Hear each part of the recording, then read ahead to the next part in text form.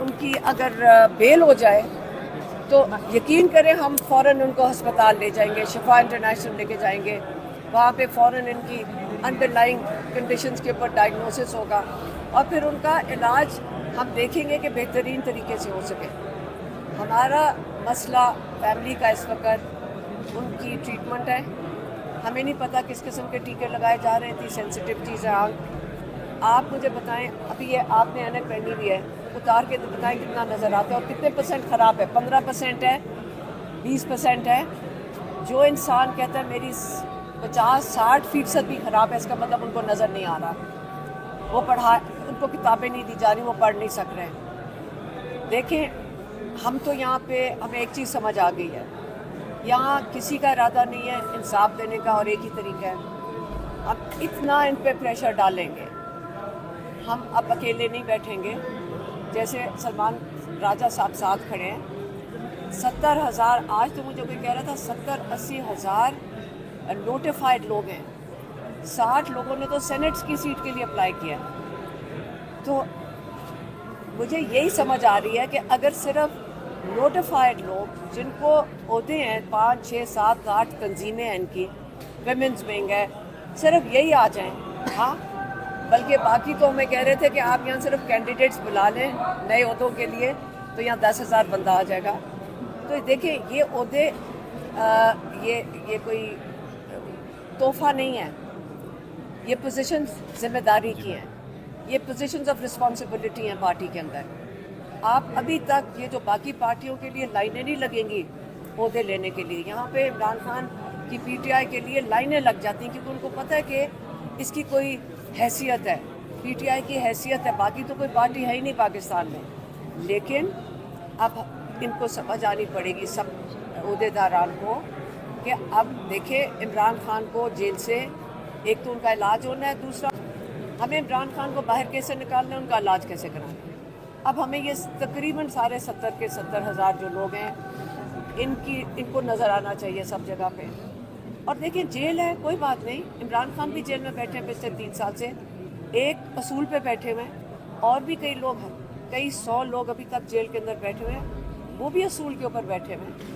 اگر وہ سارے قربانی دے سکتے، پاکستان کو بھی اس وقت جتنے عہدے دار ہیں سب سے پہلے قربانی سب کو دینی پڑے گی پاکستان کے لیے، عمران خان کے لیے نہیں، پاکستان کے لیے۔ عمران خان ایک مقصد کے لیے کھڑے ہیں، ہم ان کے ساتھ اس مقصد کے لیے کھڑے ہیں، اس لیے آپ ساروں کو ساتھ پریشر ڈالنا ہوگا، میڈیا کو بھی، آپ کو بھی آزاد کرنا ہے میڈیا کو، لیکن اس حکومت پہ پریشر ڈالنا ہے۔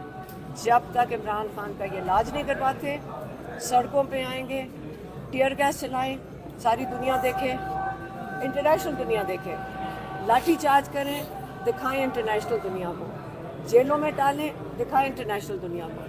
اس لیے ہم آج جائیں گے اڈیالہ، اور سخت بارش ہو رہی ہے، ہم وہاں بیٹھیں گے، اگر نہیں ملاقات کرنے دیں گے ہم احتجاج کریں گے، اور جو اگر ہم بیٹھ سکتے ہیں اس عمر میں تو ماشاءاللہ باقی سارے جوان ہیں وہ ہمارے ساتھ مل کر بیٹھ سکتے ہیں۔ اچھا میڈم یہ بتائیں کہ یہ جو سامنے بڑی بڑی تصاویر لگی ہیں ان کے بارے میں آپ کیا کہیں گے؟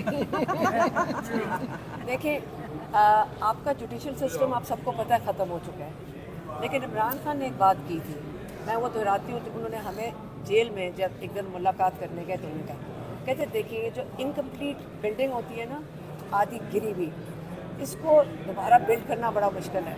اب ہمارا مقابلہ ہے کہ کتنا پریشر ہم ڈوگر صاحب کے ساتھ ہم کی سپورٹ میں ڈال رہے ہیں، ہم ان کو سپورٹ کر رہے ہیں سارے ججز کو، اور ان کو آزاد کریں گے، میڈیا کے لیے بھی کھڑے ہوں گے، ججز کے لیے بھی کھڑے ہوں گے، انشاءاللہ اسی سے نیا سسٹم بنے یہ گا۔ راجو صاحب کچھ کہہ رہے ہیں؟ جی میں یہ عرض کروں، آپ جانتے ہیں 24 مارچ 2025 کو اسلام آباد ہائی کورٹ کے ایک فل بینچ نے، جس کی سربراہی چیف جسٹس سرفراز ڈوگر کر رہے تھے، ایک حکم دیا تھا کہ منگل والے دن خاندان کی اور وکلاء کی ملاقاتیں ہوں گی اور جمعرات والے دن رفقاء کی ملاقاتیں ہوں گی، اور لسٹ جو ہے وہ ہم جاری کریں گے۔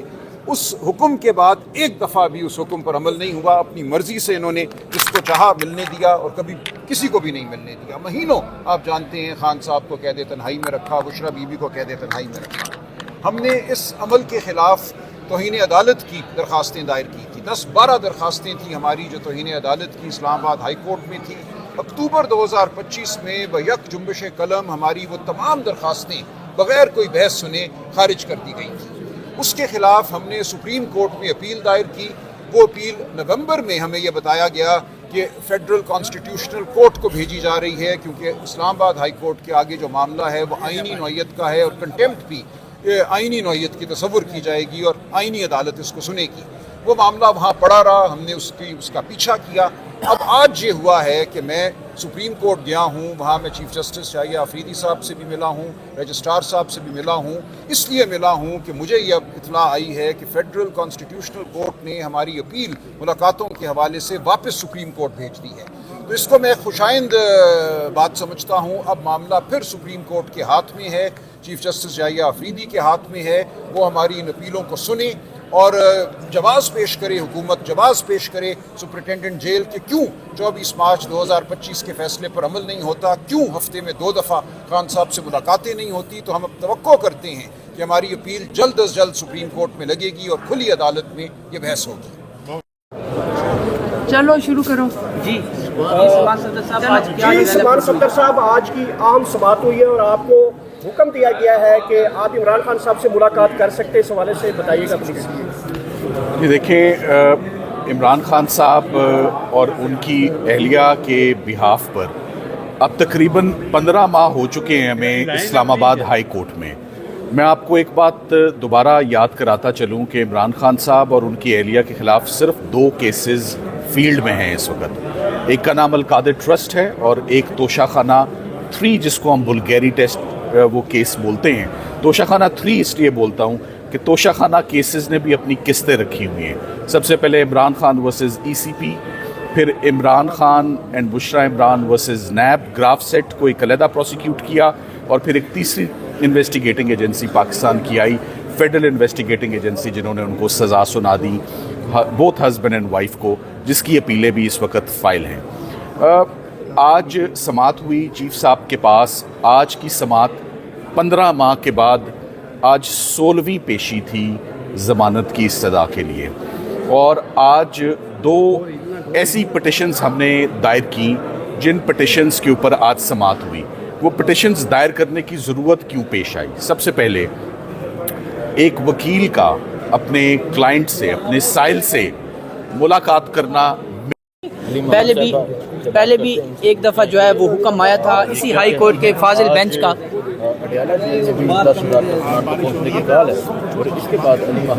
नहीं ना जहांगीर भाई जी। अच्छा अलीमा खान साहब ये बताइएगा।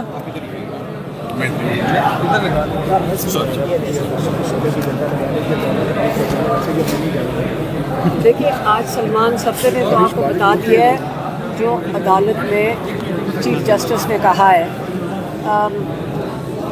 सलमान सफदर इसी पे फोकस करेंगे और ये इमरान खान को भी ये जाकर बताएंगे कि हमने बेल ले ली है। इमरान खान की इस वक्त वो सब खड़ी है, इस पे फोकस है। अब देखें, नैब जो है ना, वो तो सरकारी अदारा है, उसका तो काम है आके मांगना। वो तो सरकारी